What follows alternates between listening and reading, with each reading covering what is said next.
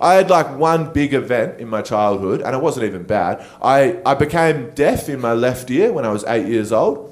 Not even a big deal. Not a bad thing either. Like, I remember thinking at the time, this is better. This is definitely an improvement. Quite a substantial improvement. And to this day, I stand by that. I think there's a serious flaw with double ears. I think double ears is wrong. I've got like a superpower. I've got a mute button. I can choose what I want to hear in life with so much more ease than everyone else. So good. Someone's snoring next to me, I can just roll onto my good ear, blissful silence. How good's that? Roadworks on the street, no worries. Kick-ons back at my house, have more people around. I don't give a fuck. I'm on this ear. Turn the music up. That works for anything that you don't want to hear in life. Any sort of thing that you might not want to hear in life. You could be at a party, someone starts telling you what star sign they are. You can lean up against a wall. Oh, Sagittarius, do go on, Jacob. That sounds great. Please explain more. Dream stories. Correct? Dream stories. When I said dream stories just then, if you were like, what do you mean? What's wrong with hearing about dream stories? This part of the show is for you. You need to listen to this. This is important. You need to be made aware of how much the rest of us fucking hate your dream stories.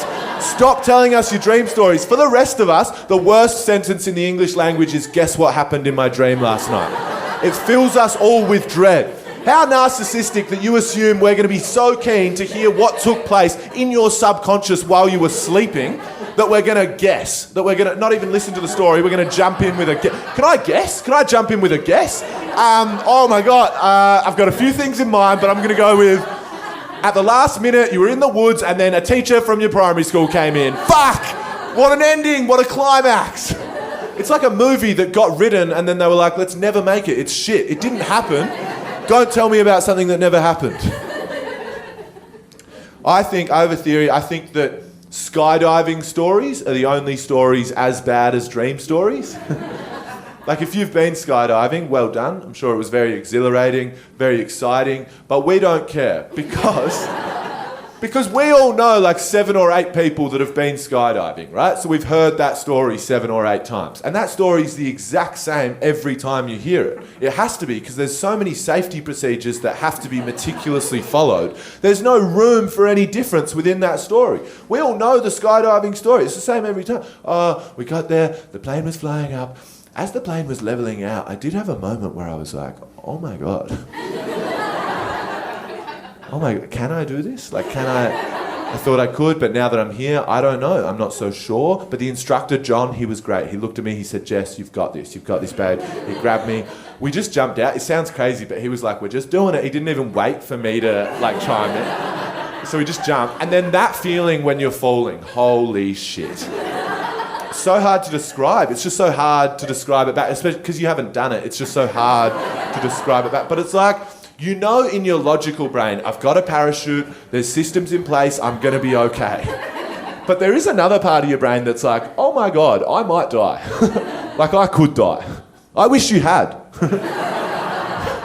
Then your story would be interesting. Like, a skydiving story can only be interesting if something goes wrong. That's the only way it can differ from all the others. If you're not in a wheelchair, shut the fuck up about skydiving. Ironically, the only people with good skydiving stories probably can't talk anymore. That's sad, isn't it? Probably the whole reason they went. There was one bad thing about being deaf in my left ear. This is the only negative I've been able to find in my whole life.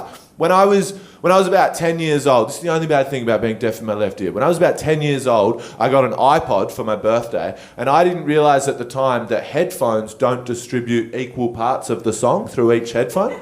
I thought it was the same part, 50% amplification, 50% amp. It's different bits. This one's got the bass, this one's got the treble, different instruments, different lyrics come through on each.